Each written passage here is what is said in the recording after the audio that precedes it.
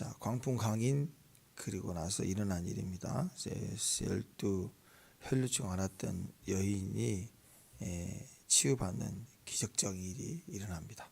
근데 이제 이 이전과 다른 이 사건 삽입 가운데 있죠. 지금 야이로라는 회당장이 딸을 고치러 가는 도중에 갑자기 일어난 일이에요.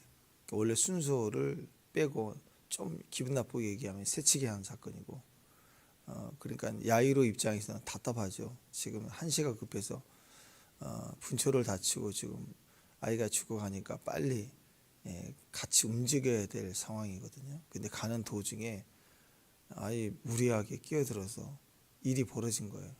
또 예수님도 갔다 와서 할게 급하니까 그러지 않고 또 차분히 또 일을 또 하시고, 그리고 먼저 요청을 했으면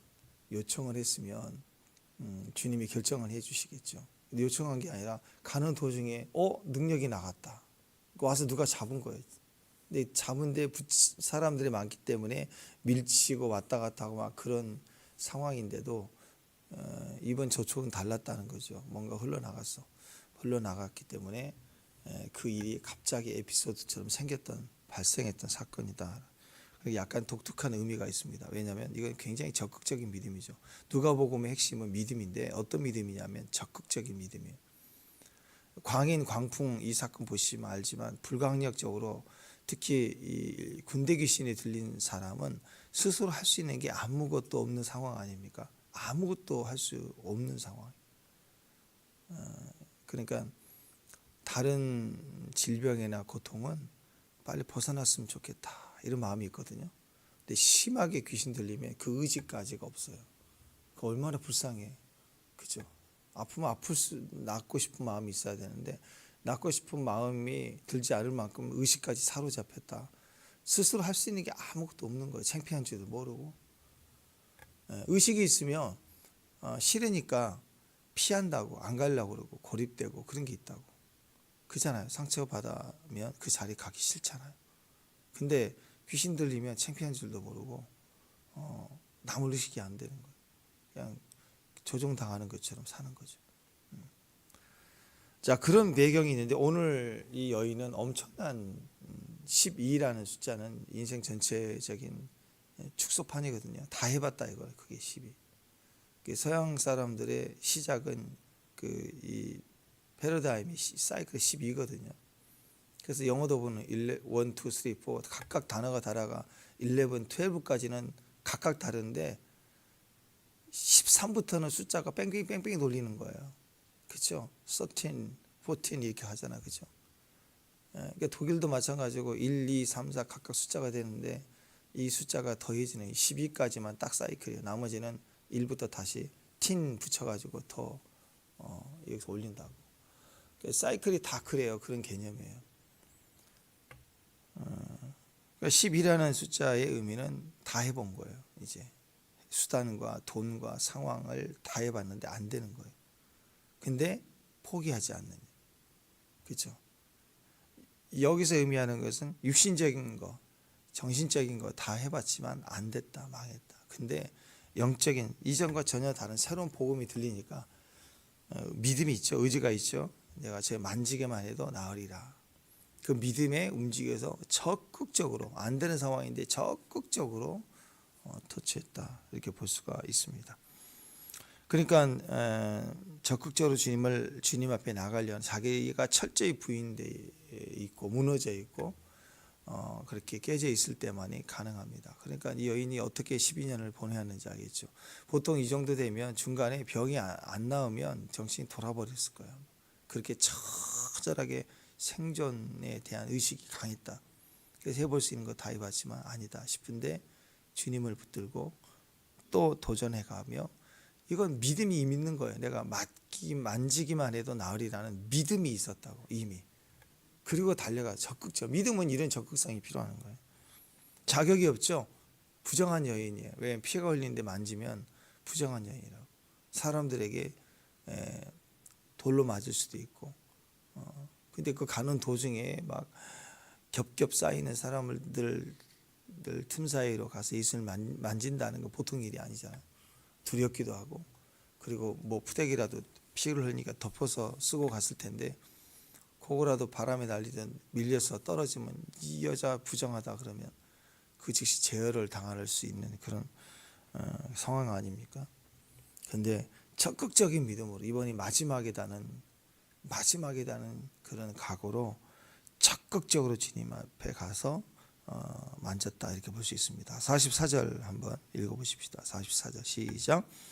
예수의 뒤에 와서 그의 옷가에 손을 대니 혈증이 즉시 그쳤다. 이 상황은요 그 사람의 믿음과 비례합니다. 강하고 크니까 즉시 그쳤다. 여기 재미있는 것은 예수님 이걸 어떻게 알았을까? 어떻게 알아요? 여기 다른 데는 설명을 안 해주셨는데 이 사건에 대해서는 내게서 능력이 나왔다 이렇게 설명을 또 해주셨어요. 그래서 이게 중요한 겁니다. 믿음의 역사는 그냥 반응이 와요. 반응이. 그리고 구체적으로. 그리고 그게 크고 정확하니까 크고 정확하게 반응이 오는 거예요. 복음으로 산다, 믿음으로 산다는 것도 두리뭉실하게 사는 거하고 혼자 이렇게 끝까지 인내하며 산다라는 개념하고 적극적으로 죽으면 죽으리라 하고 선택에서 선봉에 서서 부딪혀가는 믿음하고 달라요. 그래서 성경에는 겨자씨만한 작은 믿음이라고 얘기도 하지만 큰 믿음이라고 하는 표현도 합니다. 그 믿음은 질적으로는 같지만 하나님의 믿음이지만 동시에 그게 많은 분량, 많은 큰 의미로도 확인이 된다라는 거죠. 그래서 이왕이면 우리가 그리스도로부터 받은 믿음이잖아요. 그 믿음이 자라가야 되고 그 믿음이 커야 된다라는 것입니다. 느헤미야서 2장을 보면은요, 에스라하고 느헤미야 이렇게 대표자들 아닙니까? 2차 귀환하고 3차 귀환할 때 그 모습이 좀 더 달랐습니다. 2차 귀환할 때가 이제 그 에스라를 보면은 8장 22절 이하를 보면은요, 이렇게 제가 읽어드릴게요. 우리가 전에 왕에게 이르기를 아다사스닥 왕의 긍휼을 입어서 가라 그렇게 성하게 된 거잖아요. 그 왕에게 이르기를 우리 하나님의 손은 자기를 찾는 모든 자에게 선을 베푸시고 자기를 배반하는 모든 자에게는 권능과 진노를 내리시다 하셨으므로 길에서 적군을 막고 우리를 도울 보병과 마병을 왕에게 구하기를 부끄러워하였습니다. 이게 무슨 말이냐면 하나님의 주권으로 드디어 돌아가 이렇게 상황이 돼서 조건이 다 돼서 이 왕이 호의적이었다고 친했다고 그래서 가도록 허락도 해주고 그리고 이 상황을 옹호해주고 도와주는 입장이었단 말이에요. 왕이 이방 왕이 얼마나 감사해요. 근데 이 에스라는 이 모든 것을 영적으로 해석을 하고 영적으로 분명히 서 있기 때문에 뭐라고 얘기했느냐, 가는 도중에 방해도 있고 그리고 또 위험도 있잖아요. 여러 가지 물건을 싣고 가고 또 준 돈도 가져가야 되고 또 귀환할 수 있는 사람 다 이끌고 가야 되는데 군대가 아니기 때문에 막아서는 위험도 있고 상황도 얼마든지 있을 수 있거든요. 불안한 상황인 거예요. 그래서 가기 전에 이왕 보내주려면 좀 도와달라 그러면서 군대 좀 동행해 주세요 이렇게 할 수 있는데 그렇게 말하기를 부끄러워했대요. 그러니까 마음이 양두 마음인데 왜 부끄러워했느냐, 이제 가라 돌아가라 왕이 그랬더니 왕이가 얼마나 감사해요. 그래서 왕이요 선정을 베풀어 주셔서 감사합니다. 물론 하나님이 하셨지만 감사합니다라고 또 인사를 하고 고마워야 되는데 약간 센 거예요. 우리 하나님은 어떤 사람들에게도 구원을 베푸시고 선을 베푸시고 이 모든 것을 이끌어 주시는 분이 하나님이시고 모든 권능과 역사를 행하시는 분이 하나님이십니다. 자랑스럽게 얘기했는데 또 좀 마음이 불안되니까 근데 군대 좀 보내주시면 이렇게 말하기가 부끄러웠다 이거예요. 그러니까 하나님 역사 안에서 너무 영적이면요, 너무 극단적으로 영적이면 뭐 그게 나쁜 것일 수도 있지만 때로는 고마울 줄 모르는 잘못된 신앙이 극단적으로 나가면 막 다 무시할 때가 있거든요. 예전에 제가 한번 그런 얘기 하잖아요. 기척해서 다 힘들 때 우리 후배 목사님이 힘들다 그래가지고 쌀하고 얼마하고 해서 사모님 갔거든요. 가가지고 이렇게 어떻게 힘드냐고 기도하면서 버티자고 이렇게 얘기를 했더니 목사님 제가 먼저 기도해도 되겠습니까? 에이, 기도하셔요. 그랬더니 주여 까마귀가 오늘 와서 막 근데 갑자기 돌째 까마귀가 된 거예요. 자기는 까마귀로 먹이시는 하나님을 이제 한다고 한 건데 오해 이분이 말이 좀 그렇게 하는 면이 있긴 하는데 다들 싫어하는 후배인데 그래도 갔더니 그 다음부터 내가 나 까마귀가 까짜를 빼버린 마귀잖아요. 또 마귀가 또 나도 힘든데 갖고 왔더니 그렇게 하더라. 그래서 무엇이든 냉수 하나를 대접받더라도 정말 고마워하고 감사하는 마음이 먼저예요.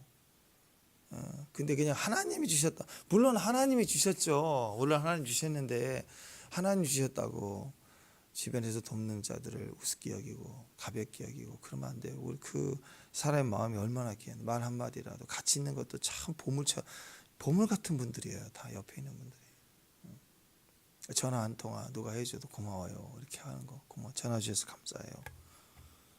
아니 그 콜센터 직원들은 항상 그러잖아요. 감사합니다. 전화 주 내가 AS 받으러 전화해도 전화 주셔서 감사합니다. 그러는데 그렇잖아요. 예.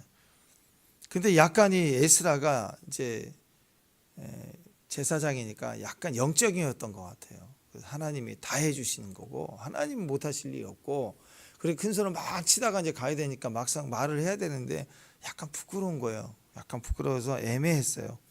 근데 말을 못했어요. 부끄러우니까. 자 이럴 때 있죠. 그럴 때 어떻게 해야 됩니까? 둘 중에 하나예요. 다시 고맙다고 얘기를 하면서 부탁해야 되는 거예요. 왜?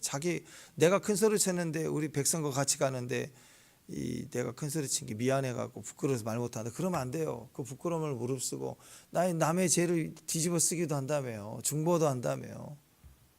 자기가 실수를 인정하고 왕의 마음을 그렇다고 해서 야 가지마 왕이 또 삐져가지고 그런 것도 아니잖아요. 그러니까 그래도 가서 인정을 하고 다시 부탁을 해야 맞는 거예요. 그게 지도자예요. 지도자는 대표로 무릎을 꿇어야 돼요. 아무리 지금 대통령에 누가 잘못을 인정을 하면 벌떼처럼 더 물고 늘어지니까 절대 인정하면 안 돼. 이게 정치적인 기본 룰이거든요. 그래서 절대 입을에다 잘못했다 말을 안 하는 거예요. 해도 안 했다고 끝까지 버틴 이유가 거기 있잖아요. 그래도 그런 상황판이라도 그런 사자 때가 있어도 탄핵이 들어가잖아요. 그런 마음으로 해야 다 알아요. 자기 죄가 아니라 참모들이 잘못해도 대표자가 잘못했다고 하면 싫다는 사람도 있지만 대부분 사람은 더 지지하게 돼 있어요. 그래서 이 상황에서 그렇게 해야 되는데 또 그렇게 못하면 또 한 가지 방법이 있습니다. 이왕 말했으면 가자 직진이다. 그러면 생명 내 걸고 기도해야 되겠죠. 에스라는 두 번째를 선택했던 것 같아요. 그 다음 절 보니까 그러므로 부끄러웠습니다. 그러므로 우리가 이를 위하여 금식하며 우리 하나님께 간구했더니 그의 응낙하심을 입었다. 그 말이니까 이제 뭘 선택했느냐. 장단점이 있습니다. 왕에게 부탁해서 왕의 도움을 입었다. 군대를 동행해 줬다. 그러면 어떻게 해야 돼요? 룰루랄라가 아니에요. 비록 왕이 군대를 보내줬다 할지라도 하나님께 감사하는 마음, 왕에게 감사하는 마음을 가지고 또 기도하면서 가야 되는 거고 또 만약에 이런 상황에서 그래 영적 자존심, 민족 자존심을 세우자. 그래 이왕 이렇게 된 거 믿음으로 가자. 이렇게 돌파하겠다 그러면 목숨 걸고 기도해야죠. 누가 지켜주겠어요? 하나님 지켜줘야죠. 그리고 가는 도중에도 계속 2배, 3배 더 기도해야 되고 도착해서까지 아무런 일이 일어나지 않습니다. 목숨 걸고 기도하는 그런 모습이 있어야 된다. 에스라는 그걸 선택한 것 같아요. 전적으로 기도했습니다. 이게 영적 자존심이죠. 영적 자존심을 혹시 우리가 마음이 높아서 던졌으면 둘 중에 하나입니다. 영적 자존심 뭐가 중요해? 내려놓고 다시 구하고 의지하고 고마워하고 하는 부분이 필요하고 동시에 그게 애매할 경우에 그럴 경우에는 그래 이왕 할 것 이게 증거가 되자 믿지 않는 자들에게도 증거가 되게 하자. 그러면 목숨 내놓고 기도하고 가야 되는 거예요. 이해가 되시죠? 어떤 것이든 다 맞습니다. 자, 영적 자존심을 가지고 하나님과 함께 하시면 되는 것이라고 더 말한 대로 확증을 가지고 두렵지만 군대 없이 출발을 합니다. 근데 가는 도중에 망해 죽었을까요? 아니죠. 그랬으면 성경 안 썼겠죠. 에스라가 잘 도착을 했습니다. 물론 아슬아슬했어요. 매 순간 아슬아슬했지만 그러나 잘 돌아왔다. 근데 3차로 돌아올 때 느헤미야가 대표가 돼서 돌아올 때는 또 달랐어요.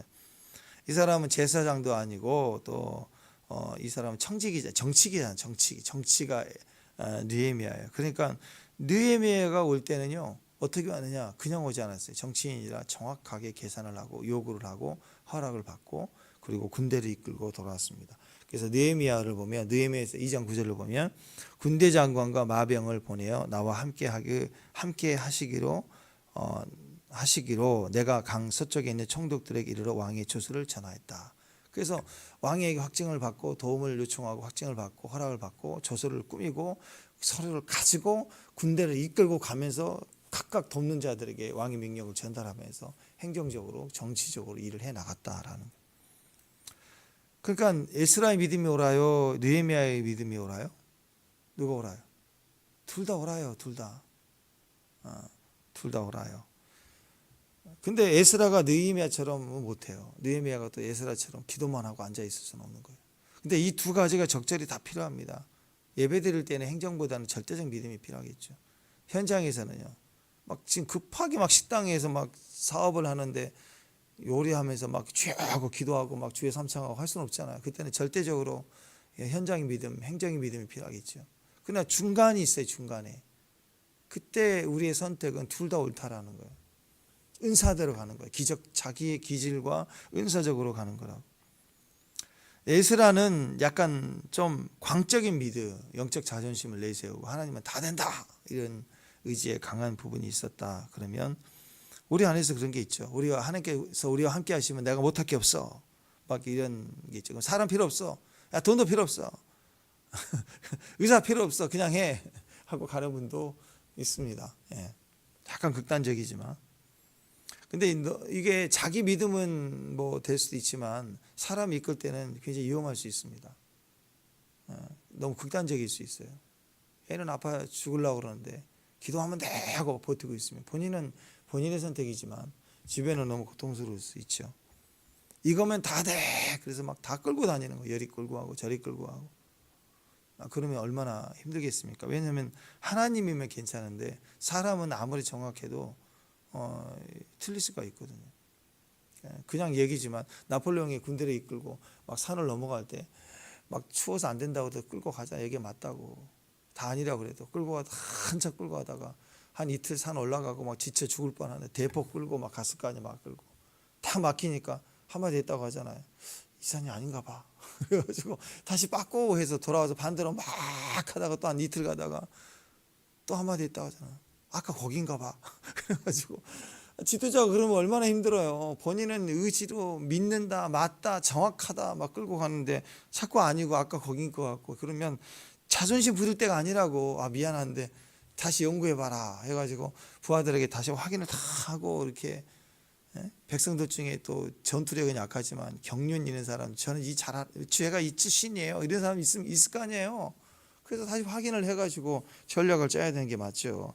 직진이야 해가지고 한 방에 막 계속 가다가 다 망하는 그런 어리석음이 될 수도 있습니다. 그러니까 너무 영적인 것에 대해서는 예수 그리스도 십자가 복음 외에는 절대적인 게 없어요. 절대적인 거. 그러니까 우리가 이단이라고 하는 부분들이 있죠. 절대성을 건드니까 그래. 예수님의 신성, 인성, 삼위일체 이런 절대성을 건드니까 이단인 거죠. 근데 그 중간에 기도를 어떻게 해야 되느냐. 보통 우리가 국룰이잖아요. 국룰. 기도할 때는 이렇게 하잖아요. 이렇게. 찬송할 때는 자기도 몸이 이렇게. 지희가 그랬다며 어제.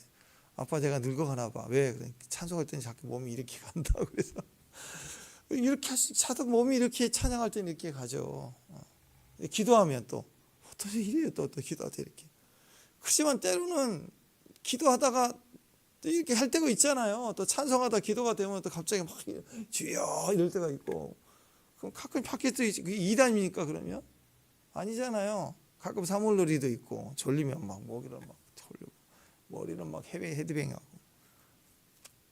근데 이단은 아니죠. 기도를 어떻게 하는지 방언으로 하는지 뛰면서 하든지 서서 하면서 막 땅을 밟으면서 하는 기도를 하든지 그게 이단이 될 수가 없습니다. 방법이 틀릴 뿐이죠. 절대성만 아니면 이단이라고 하기는 참 애매해요.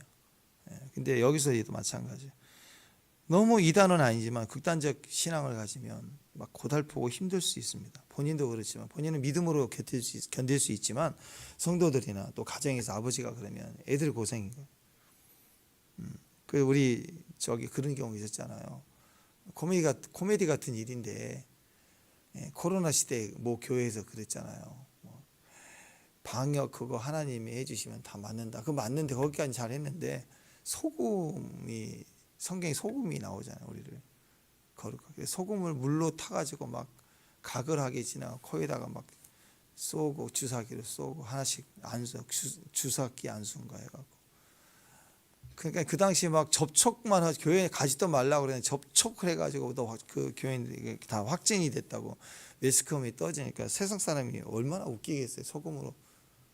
인도에서는 그랬잖아요. 인도에서는 그 소똥이 신성하다고 막 소똥을 막 다 집단적으로 막 바르고 막 코로나가 나가지 않잖아요. 무슨 똑같아요. 우리는 소를 안 섬기니까 우리가 신성시하는 것은 또 종교적으로 약간 신성하다고 여기는 게 소금이니까 또 소금을 또 막 물 타가지고 막 가고 물론 조금 도움이 될 수도 있겠지만 치과 의사들도 그 얘기 하더라고. 옛날에는 우리가 천일염 가지고 이 치아를 닦았잖아요. 치약이 없을 때. 그 잇몸에도 좋고 그래서 이게 다 만병통치고 막 근데 그걸 실제로 실험을 했더니 그 소금에 그 소금물로 가글했을 때 소독이 되는 효과를 얻으려면 소금을 한 바가지를 넣어야 되거든요. 그러니까 조금 넣고 그 정도는 거의 효과가 없다는 거예요. 거의 그냥 치약 쓰래요. 치약 더 싸다고. 그러니까 너무 우리 것이 좋다고 하면서 너무 확인 안 되는 걸 맹종하듯이 절대성을 가지면 좀 도움이 될 수도 있고 사람에 따라 그럴 수도 있지만 절대적으로 하려면 객관적인 증거가 돼야 되는 거죠. 그래서 극단적으로 병원 갈 필요 없어 기도만 하면 돼. 이거 굉장히 위험한 일이 됩니다. 그냥 할렐루야 그러기만 하고 그러면 막 같이 혼돈이 된다고요. 옛날에는 그게 통했어요. 기도해 금식 부족해서 그래요. 근데 안 났는데 그러면 기도가 부족해. 40일 작정해. 40일 했는데 안 나. 좀 부족한 것 같아. 또 해. 그래가지고 이유를 우리의 부족한 믿음에다가 막 치면 그 증거가 안 되니까 또 말을 잘 들어야지. 그러면서 또 작정하고 그런 식이 많다는 거예요. 철저히 음성을 들은 만큼 우리가 어제도 그랬잖아요. 영 분별이 되면 그게 정확히 무슨 영이다 그러면 쫓으면 나와야 되는 거예요. 근데 안 나오면 잘못 본 거라고. 자기가 상상한 거라고. 그게 참 무서운 겁니다. 그래서 조심해야 돼요. 그래서 분명히 그렇게 너무 극단적으로 갈 때 위험한데 오늘 느헤미야 같은 경우는 하나님의 손이 함께 하신다는 것을 믿었지만 철저히 준비하고 철저히 순종했다. 이게 다 같이 필요한 부분입니다. 중요한 건 느헤미야는 주님을 의지하거나 주님을 기도하는 마음이 없이 행정가로 또 정치가로서만 일했냐. 그러면 정치인이죠. 근데 아니었다는 거. 그래서 이 두 균형이 적절히 필요합니다. 교회는 함께 가는 공동체이기 때문에 가정도 마찬가지고요. 아이들이 커갈수록 공동체가 하나의 공동체이기 때문에 에스라 스타일만 가면 절대 안 되고 또 느헤미야 스타일로만 가도 안 돼요. 같이 가야 돼요. 같이 기도하면서 최종 결정과 상황들을 준비해 가는 게 중요합니다. 그러니까 결국 이거예요. 예배 중요합니다. 예배 얼마나 중요해요? 예배 첫 번째. 예배도 중요하지만 충성도 중요해요. 충성. 하나님도 중요하지만 이웃도 사랑해야 이웃도 고마워할 줄 알고 존중해야 하나님께 함께 하심을 믿고 하는 거 너무 중요합니다. 그래서 하나님을 우리가 붙들지 않으면 주님 우리를 붙들어 주지 않으면 절대 안 되지 않습니까? 근데 느헤미야를 보세요. 일하면서 예배를 드려요. 무장해요. 영적으로 예배자의 모습으로 살면서도 긍휼을 베푸고 고마울 줄 알고 또 철저히 실수하지 않도록 준비해가는 이런 부분들이 필요하다라는 거죠. 예배도 하고 충성도 해야 됩니다. 직장에서 어려운 문제 생기면 기도해야 되죠. 그런데 더 중요한 건 기도하고 나서 그 직장에 있어 요구하는 일반적 사회적 활동은 내가 책임지려고 해야 된다는 거예요. 집에서 힘들면 자기 방에 갈 수도 있지만 직장에서 힘들면 갑자기 조퇴해버리고 집에 와 있어버리고 성전에서 기도하고 정말 위급한 상황이면 그럴 수 있지만 그렇게 잠수 타면 안 되는 거죠. 일은 해야 돼요. 책임을 지면서 하고 절대적으로 안 될 때는 다른 방법을 구할 수 있지만 그럴 때마다 직장을 교회처럼 하고 또 교회에서는 또 지장생활을 하듯이 하면 또 안 되겠죠. 적절하게 믿음의 본을 보이고 믿음의 분량만큼 기도하고 하나님 절대성을 가져야 되지만 동시에 하나님 앞에 충성을 해야 된다. 이 두 가지가 같아야 된다라는 것입니다. 가끔씩 보면 꾸준히 하나님 앞에 나오는 분들이 있어요. 우리가 공적인 예배의 시간이 아닌데도 하나님께 기도하는 시간을 가지고 주중에도 낮에도 한 번씩 와서 기도하고 가시는 분들. 겉으로 보면 무슨 큰 일이 있어서 왔나 뭐 그럴 수도 있겠지만 아니에요. 그냥 꾸준히 그 마음을 주님께 드리기 위해서 주님 앞에 찾아오는 시간. 근데 그 시간을 그분도 귀하게 여기니까 그 낮 시간에 다른 거 할 수도 있지만 왜 그래요? 하나님이 그를 귀하게 여기시니까 하나님도 그 시간을 귀하게 여긴다는 거예요. 예배 드릴 때도 예배가 쉬운 분도 있지만 참 어려운 분들이 있습니다. 심리적으로도 어렵고 방해가 있고 또 거리가 상당히 멀어서 예배에 나오기 힘든 분도 있습니다. 시간에 문제가 있고요. 또 장소 어떤 거리의 문제도 분명히 있습니다. 그런데 그분이 거기 나오는 이유는 그 대가를 치르는 거예요. 대가를 치르면서 순종하는 거예요. 그러니까 그게 아무것도 아닌 게 아닌 거예요. 요즘 무슨 일을 하자 그럴 때 핑계 없는 사람 어디가 있어요? 다 핑계 있어요. 핑계 다 있다고 보셨죠? 파란색 핑크색 닭 핑계 다 한 마리씩 다 있잖아요. 저도 컴퓨터 모니터에 한쪽에 핑계 띄워놨어요. 항상 핑계하지 말자. 뭐 하려고 하면 핑계하면 안 되니까.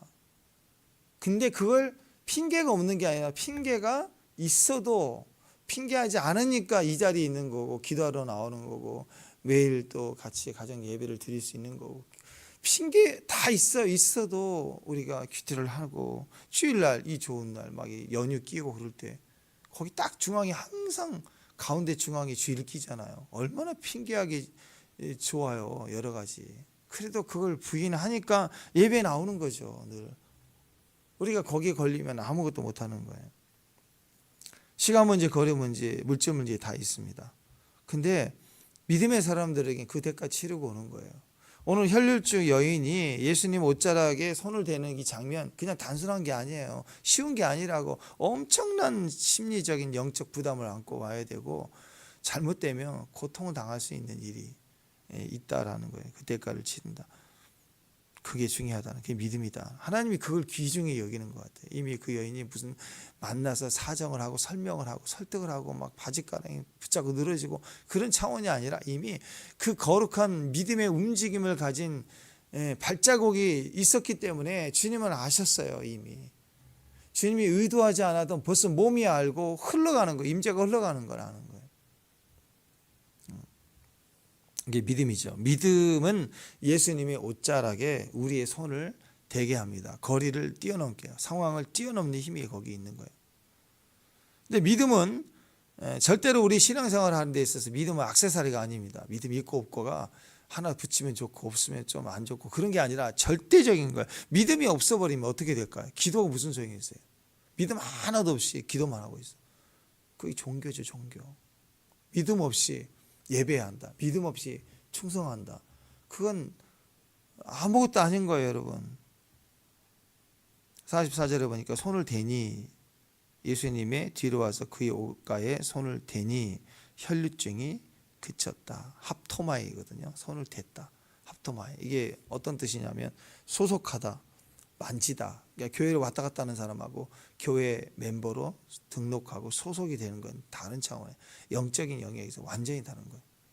마치 뭐가 나무 가지를 포도나무 가지를 잘라서 본 가지에 이렇게 감람나무를 잘라서 이렇게 접붙이는 거 있잖아요.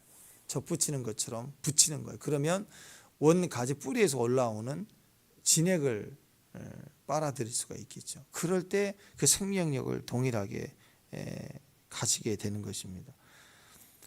마태복음 8장 14절에서도 14절에 보면 이렇게 얘기를 하거든요.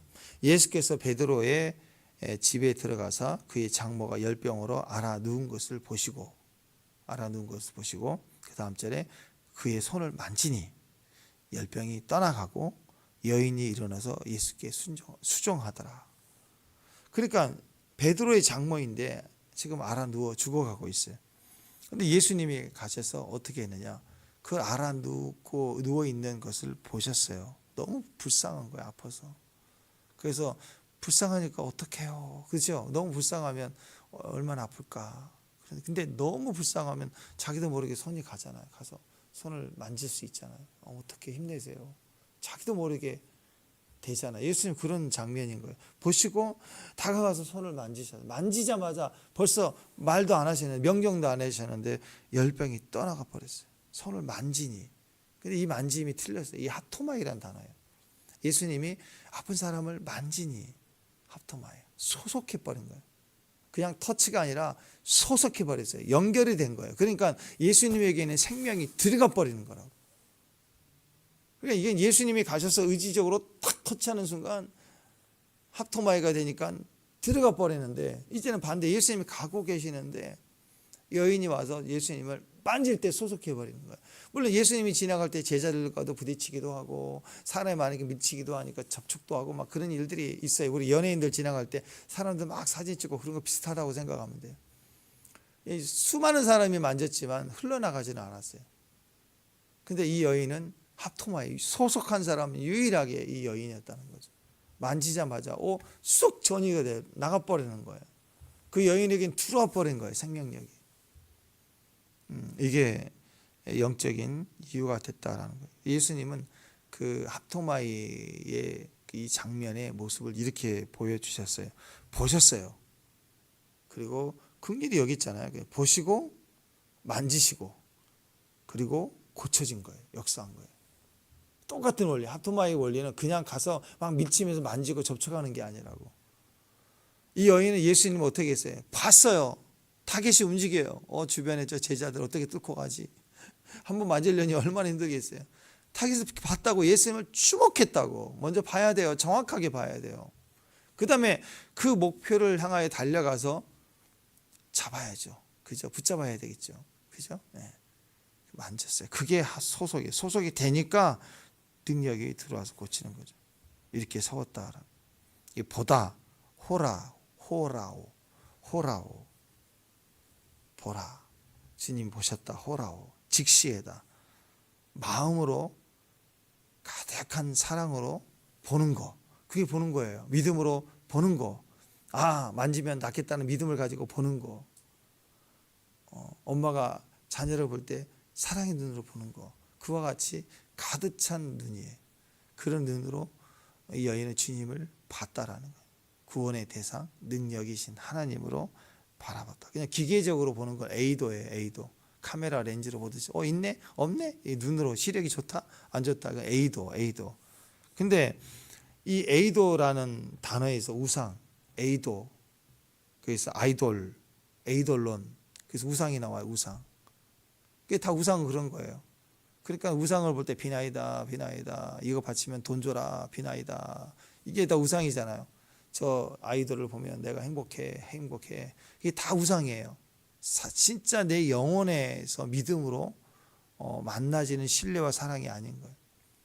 근데 자녀를 볼 때, 사랑의 대상을 볼 때, 또 부모는 자녀를 볼 때, 또 아이들이 엄마를 껌딱지가 돼서 붙을 때도 전적으로 신뢰하잖아요. 이런 관계로 서로가 바라보는 것, 이게 호라오입니다. 보신다. 하나님이 그렇게 보셨어요. 보셨다. 비둘기의 눈이다. 정결하고 흠없다. 이익이 없다. 다른 목적을 두고 하는 게 아니다. 전적인 사랑으로 바라보신다. 예배자의 마음이고 비둘기의 눈동자입니다. 그런 눈동자로 가지고 계속 주목해서 놓치잖아요. 우리 어렸을 때, 요즘에는 초등학교가 운동회 그런 거 잘 안 하고 또 수도 적지만 그 큰 운동장에 바글바글 가족들 와서 볼 때 부모들은 자녀를 다 찾죠. 다 자기 자녀를 찾아요. 딱 저기 있네. 달릴 때 내내 그것만 봐요. 왜? 사랑이니까. 그러니까 이 여인이 예수님을 어떻게 봤겠어요? 계속 그 사랑의 마음으로 영혼 전부터를 지켜본 그 눈동자를 아니까 이 여인은 예수님 볼 때도 예수님 이동하는 걸 막 동선을 놓치지 않고 끝까지 쭉 달려왔죠. 그 상황에서 유일하게 예수님을 놓치지 않고 끝까지 포기하지 않고 보는 절대적 시각은 바로 이 여인에게 있었던 거예요. 그래서 와가지고 합터마이 만지는 건 그냥 만지는 게 아닙니다. 완전 소속이에요. 찜, 터치. 그 예수님 옷가에 손을 딱 댔어요. 근데 된 게 아니라 성경 분이 합토마에 됐다 그랬는데 잡혀 들어간 거예요. 확 잡혀 들어가. 소속했다. 소속이 돼버리는 거예요. 유대인들은요 이렇게 부정한 사람들, 죄인들하고 시체, 뭐 이런 피 흘리는 문둥병 이런 사람들, 율법으로 정한 사람들은 손을 대질 않죠. 접촉을 금합니다. 근처도 안 가려고 그래요. 보기도 싫어해서. 근데 그런 배경에서 갔다. 예수님이 이런 병 아픈 베드로의 장모를 만졌다. 부정의 비난인 줄 알면서도 또 그게 사랑인 거예요. 똑같아요. 이 여인도 자기가 부정하고 자격이 없지만 오직 믿음으로 얻기만 다 나았겠다는 믿음을 가지고 가서 손을 댄 거예요. 비난과 뭐 상황이 대가지불을 단 거죠. 그랬더니 고침을 받았다. 고쳤다. 그러니까 주님은요 모든 병들, 모든 약한 것들, 병에 걸려 고통을 당하는 사람들, 또 귀신 들린 자들, 간질하고 중풍병자 이렇게 얼렸던 모든 사람들을 자유케 해주셨어요. 자유케 해주셨다. 그분이 우리의 치료자가 되신다. 여호와 라파 그러잖아요. 하나님은 치료자이다. 이걸 직접적으로 하나님이 쓰실 때 쓰는 단어가 치료자예요. 마음의 위로를 받고 그런 정도가 아니라 터치하고 바로 그 즉시 순종이 버리고 말라지고 사라지고 치유되는 하나님만이 하실 수 있어요. 하나님. 그래서 우리가 하나님을 믿고 의지하는 이 부분에 있어서 복음의 증거는 그런 일을 갖습니다. 이사야 61장 1절에 보면 주 여호와의 신이 내게 임하셨으니 그러면서 하늘 여호와께서 내게 기름을 부으사 가난한 자에게 복음을 전하게 하신다. 아름다운 복음 소식을 전하게 하려 하심이라 하면서 그 소식을 증거하고 보내실 때 나를 보내사 어떻게 해요? 마음이 상한 자를 고치고 포로된 자에게 자유케 해주고 귀신을 우리 마음에 눌림이 있는 사람들을 자유케 해주고 갇힌 자 귀신에 눌려 갇혀 있는 자들을 노임을 선포해 준다.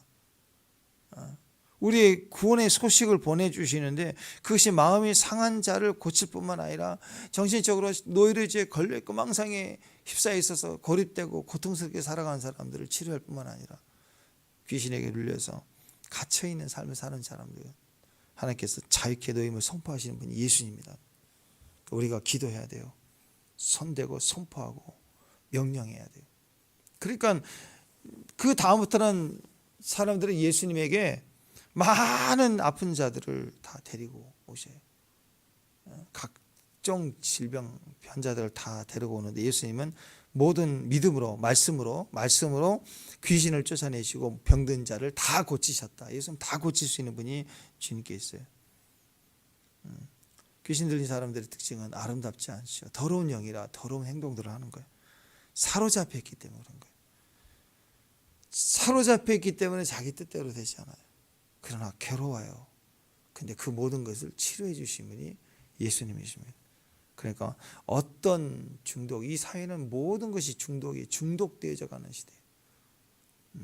그러나 하나님 우리를 고쳐주십니다. 영적으로 오직 주님을 의지하고 붙을 수 있는 믿음이 되어야 됩니다.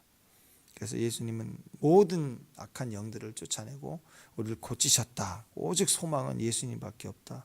그거 여러분 꼭 기억할 수 있길 바랍니다. 축복합니다. 마지막으로 야이로의 딸 급해서 살려달라고 그랬고 이 야이로가 회당장이에요. 나이도 많고 그 지역에 제일 높은 사람이라고 회당장 율법적으로 존경받는 사람이에요. 근데 그가 얼마나 절박했으면 12살 또 12라고 그랬죠. 한 해가 다 끝나는 12살 된 딸이 죽어가요. 이 보통 사람이 아닌데 이 할아버지가 또 덕망이고 제일 존경받는 사람이 자기가 뛰어가서 예수님께 성경에 예수님 발 앞에 엎드렸다 그랬어요. 얼마나 이게 아버지야 아버지. 절밖에는 살려달라고. 내가 제 신이 뭐가 중요해? 예수님 저 이단이다 그런 소리가 뭐가 중요해? 아이들 살려달라는 것 때문에 달려와서 엎드려 살려달라고. 기본적 개념이 12살이니까 12년은 끝나는 거니까 12살 딸은 이제 진짜 이 죽나보다. 그 실제로 죽어가고 그리고 주님께 의지해서 가는데 그 상황이 갑자기 돌발 상황이 벌어지더니 갑자기 사람들이 와가지고 집에서 사람이 와서 이제 죽었습니다. 죽었다는 소식 알려줘요. 인간적으로 보면 너무 속상하죠. 아쉽죠. 조금 분노의 마음이 생길 수도 있을 것 같아요. 이 여자 때문이다. 이 여자가 방해만 안 했어도 방해로 올 수도 있겠죠. 겉으로는 신기한 일이고 훌륭한 일이고 병이 났고 감사할 일이지만 또 여자들은 일단 말이 많잖아요. 딱 끝나지 않고 집에 돌아가지 않고 상황이 12년이 또 다 나오고 막 그다음에 할렐루야 그리고 막 같이 있는 여러분 막 찬양합시다 막 그랬을 것 같아요. 막 떠들썩 한바탕 한 거예요. 말이 막 그 안내원 콜센터 안내원 분들처럼 말이 끊어지지 않고 막 다다다다다 12년이 다 나오고 막 찬양합시다 할렐루야 막 누구 어디 있니 나 나왔다 그러고 막 또 축사 한 번씩 하고 뭐 하나님 은혜입니다. 제가 찬송 하나 해도 될까요? 막 이러고 막 그랬을 것 같아요. 근데 그 사이에 어떻게 빨리 가야 되는데 근데 막지도 못하고 그러다가 죽었대요. 얼마나 아쉬워요. 얼마나 속상해요. 죽음이 의미하는 게 뭘까요? 끝이죠. 끝. 죽음이다. 아무리 노력하고 애쓰고 힘써도요. 죽었다 그러면 이제 그만 다 했다라고 덮는 거예요. 의사도 생명을 살리기 위해서 엄청 노력하지만 죽게 되면 죽었다 그러면 수술을 중단하게 돼요. 심지어는 악한 사람인데 수사 중인데 자살했다 그러면 수사 종결. 이 세상이에요. 왜? 죽으면 모든 것을 종결한다. 이게 절대적 지식이 되기 때문에 그렇습니다. 절망이 왜 무섭습니까? 절망에 빠질 때, 절망의 끝에 갈 때 나는 이제 끝이야. 이러면 의지가 없어져요. 무엇이든 하려는 의지가 없어져 끝나버리는 거예요. 이게 제일 무서운 거죠.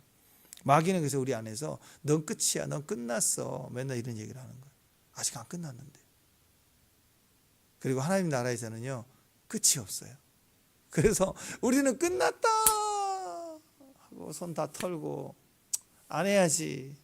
망했네.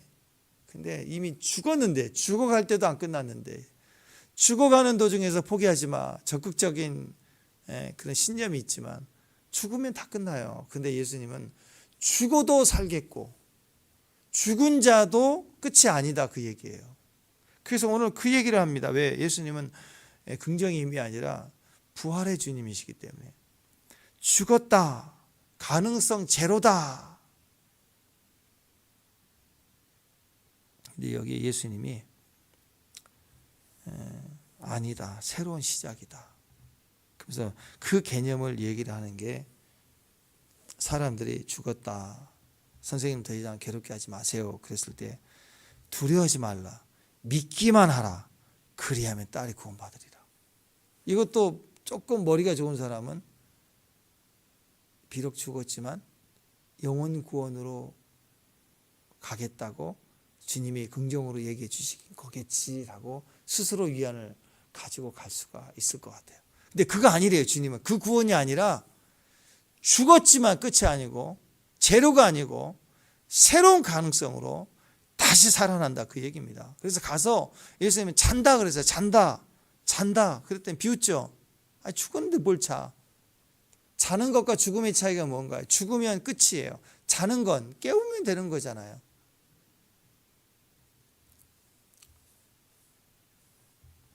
시간이 지체될수록 자기 외동딸이 죽을 수 있기 때문에 안전부절을 했을 텐데 근데 불행히도 그 염려했던 일이 갑자기 벌어졌죠.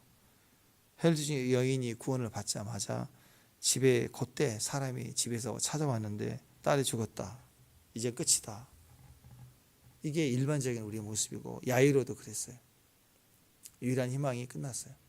근데 예수님은 그 끝난 자리에서 믿기만 해라. 믿기만 믿어라.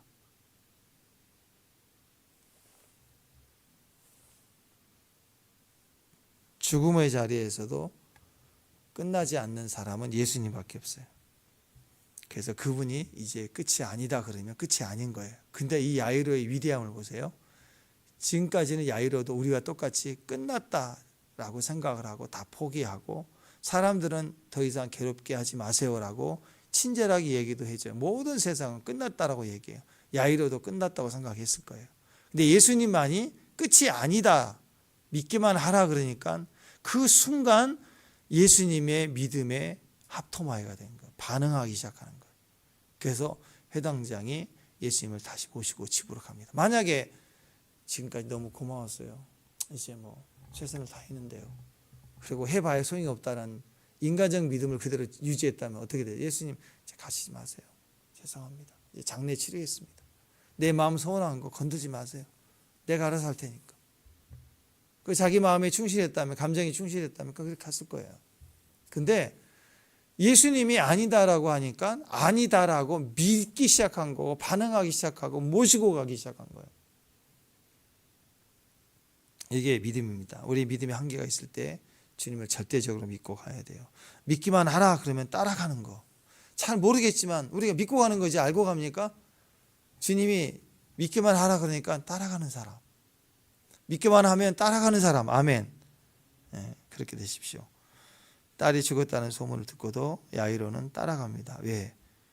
죽었다는 절망적 소식에도 멈추지 않은 힘이 믿음이었기 때문에. 그 믿음이 이전에는 없었어요. 근데 예수님이 믿기만 하라 그랬더니 믿음이 그때 생긴 거예요. 믿음은 계속 생깁니다. 어제까지 믿음이 안 됐다고요? 오늘 돼요. 지금 기도할 때 믿음을 또 주세요. 할렐루야. 그러니까 기도가 포기하지 않으면 위대해지는 거예요. 기도하는 그 순간, 방금 전까지 믿음이 없어도 주님이 음성을 들으면 믿음은 또 살아나게 돼 있는 거예요. 얼마든지 이기게 돼 있는 거예요. 마귀가 와서 아무리 우리를 소망을 뺏어가고 절망의 상황을 눈앞에 두고 끝났다, 실제로 끝난 일을 보여주고 증거를 나타내주고 내 스스로도 제로다 그래도 괜찮아요. 지금 믿으면 되니까. 지금 말씀 읽으면 또 믿음이 생기니까. 그래서 이 누가복음은 아이에게 예수님이 가서 아이야 일어나라, 그래서 굉장한 초자연적인 일을 일으키는 것처럼 말하지 않고 잠을 잘 자고 있는 아이를 깨우르지 아이야 일어나라, 그렇게 표현을 합니다. 이 아람어로는요, 달리다 쿰, 일어나, 소녀라 일어나라, 쿰 일어나라, 이 단어를 썼다. 일어나라 쿰, 아이야 일어나라. 그래서 유대의 말로 쓰지 않고 아람어로 쓴 거예요. 유다복음이니까 모든 이방인들까지 끝났다고. 아니야 일어나 쿰. 오늘 기도하실 때 혈루증 여인 같은 마음이든 이 야이로의 마음이든 실제로 죽은 소녀, 말없는 이 12살짜리 아이의 모습이든 간에 오늘 기도할 때 그냥 쿰 하세요. 주님이 쿰 하면 새로운 시작과 새로운 가능성은 주님께 있어요. 알려고 하지 말고 그냥 따라가면 돼요. 믿음이 느껴질 때 아멘, 기도할 때 느껴지는 감동에 아멘 하면 돼. 그러니까 여러분 기도하다가 갑자기 막 여러분 입에서 콩콩 나오면 그건 하나님이 여러분에게 믿으라 일어나, 그렇게 사인을 준다고 생각합니다. 그래서 여러분 쿰 하십시오. 오늘은 쿰, 지나가다 쿰, 달리다 쿰, 방구도 쿰 하고 계시고 화품도 쿰 하시고 오늘 무조건 쿰이에요. 쿰. 일어나 걸어라, 달리다 쿰, 일어나 걸어라, 일어나라. 죽은 자에까지 가서도 쿰 해야 돼요. 쿰. 소망이 낙심되어 있는 사람에게 쿰만이 아니라 진짜 죽은 자에게도 쿰 할 수 있는 그런 역사가 있기를 바랍니다. 오늘도 주님이 그와 같은 기적적인 하루를 우리에게 허락하심을 믿습니다. 기도하겠습니다. 하나님, 우리의 모든 상황 환경 속에서도 우리에게 믿기만 하라, 두려워하지 말라, 오늘 구원을 보리라. 하나님, 우리를 이 눈동자로 우리를 바라보실 때 우리도 바라보고 또 터치해서 합토마이 되고 그리고 영적 전이가 일어나서 고침받는 주의 역사를 보게 하여 주옵소서. 예수님 이름으로 기도합니다.